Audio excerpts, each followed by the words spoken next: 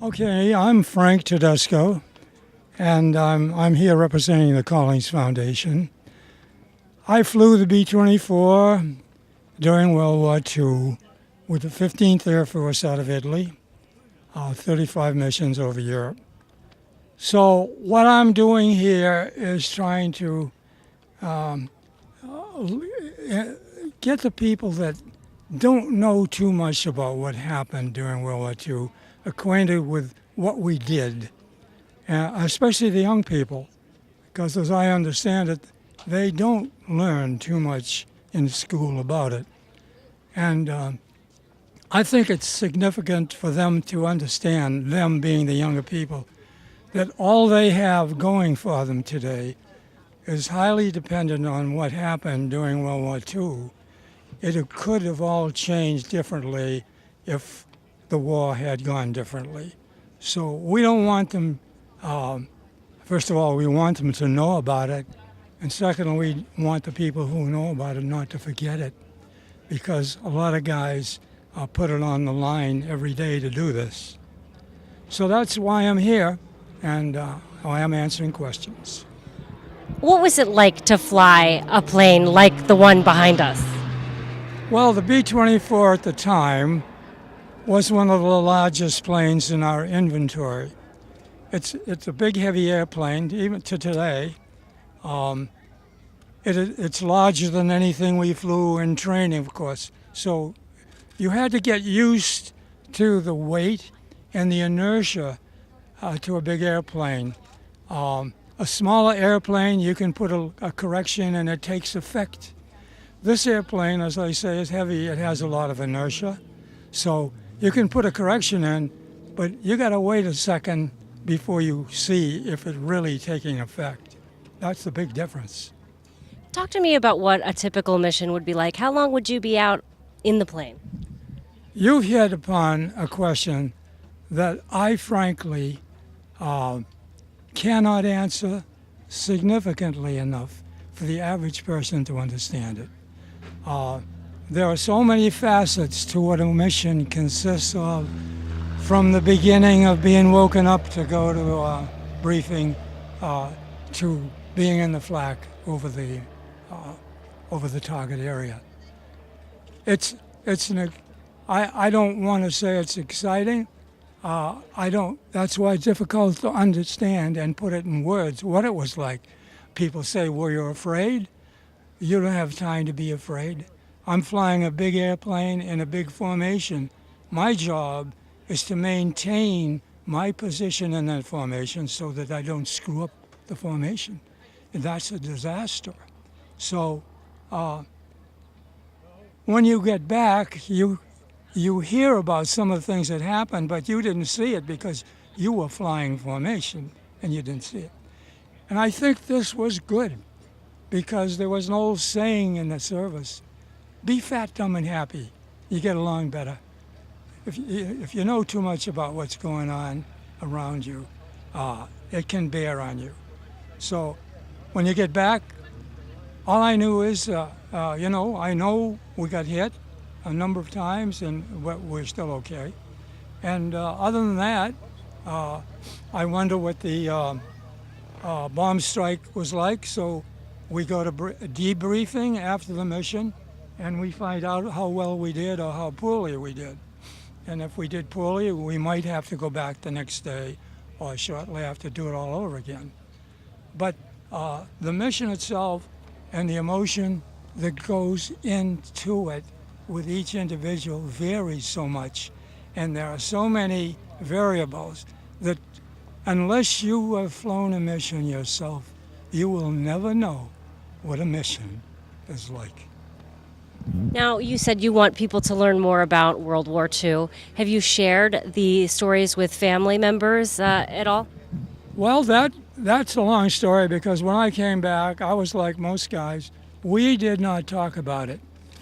We didn't talk about it for a couple of good reasons.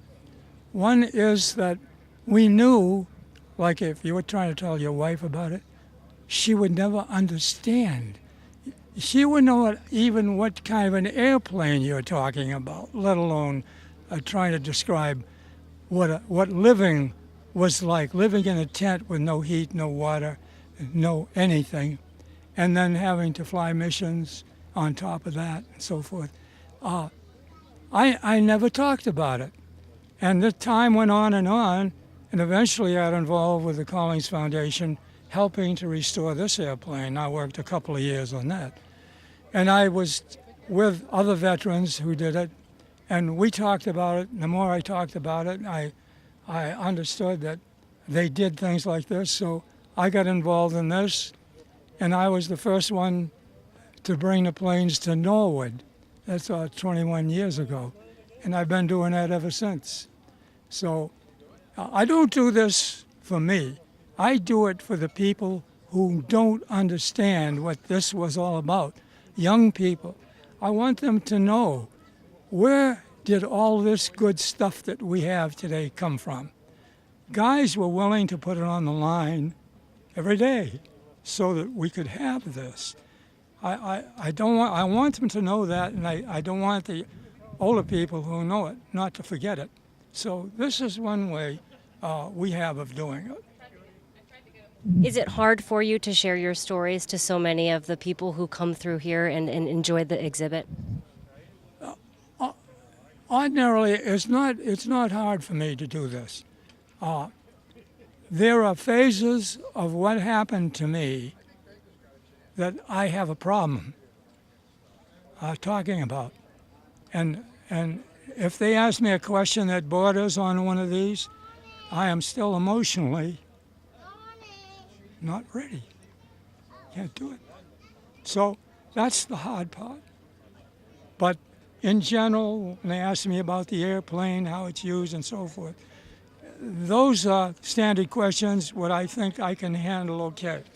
The personal effects, there are some of them that I'm never going to get over, and I really don't like to get into them.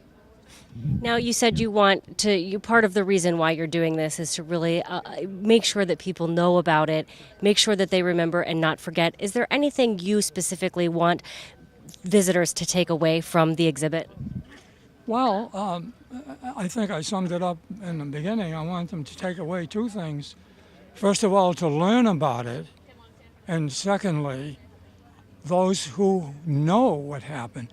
I don't want them to let that fade away. It's going to happen, but I hope we can slow it down a bit so that when guys like me are not around, who's going to do it? You know what I mean? It's hard to find a guy to do this that has flown 35 missions in the airplane, has worked on it, and can answer a lot of questions. So I know the rate at which we are disappearing, and it's not easy to think of, and they know it here. They know it at this airport. They're saying, what's this going to be like when Frank is not here? Not going to be the same. So those are things that you have no control over, and you do the best so that they don't happen. And I almost didn't make it this time because of some illnesses I had, but I put it together as much as I can. I'm not over it yet, and I'll continue to do it as long as I can because I think it's important, and I've been doing it for about 25 years. So I know the story's pretty good. But sometimes somebody will ask me a question that I said, no one's ever asked me that before. And I couldn't answer it. So there's always something new coming up, always a challenge. But I know a lot about this airplane. I don't know much about the 17. I've never flown it. It's an older designed airplane. This is a newer designed airplane. It has a lot of features in it the pilots like, for instance, the nose wheel and so forth. And, I can accentuate those points, and people know this airplane a lot more than they are familiar with this air because the media went to England and made all the movies, and it's tough to get old. So they learned about it through the media, and they want to fly in it. So you'll usually see longer or larger groups of people flying in that. In this. This is a better airplane to fly in. You can walk around in it easier. You can get in the turrets and move around better. But it's just a matter of familiarity, and that's through the media. And when I came back, people asked me, they knew I was in the service and I flew, and they say, what did you fly in the service? And I said, well, I flew the B-24. The what? They had not even heard of it. This is, it's kind of a blow that we did what we did with so many of these. There were 18,500 of these B-24s built. This is one of the last remaining ones, and yet these people don't know it because it didn't get the publicity. So I try to make up for it a little bit here. What does it mean to you to see the number of young people that are here today? It means to me that this is worthwhile, and I would like to see more young people. We had some school groups yesterday. There was one group, and I think they were from a private school, and that group stood around out there in a semicircle, and they listened to every word I said. And when I was through talking, every one of them came up to me to shake my hand. The young ladies hugged me, and I was so impressed. I didn't think, the kids that age were that sensitive about listening to an old man talk about what he did years ago, but they were. So that's what it means to me to get young people in here and give them an idea of what it took to have what we have today. And if I can do that to some extent, I feel that I've done what I'm trying to do. So. Thank you Thank so you very much. Thank you for your service.